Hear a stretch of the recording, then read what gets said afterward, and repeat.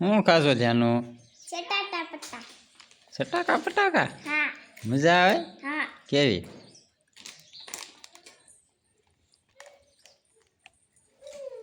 બહુ મજા આવે? હા. હે?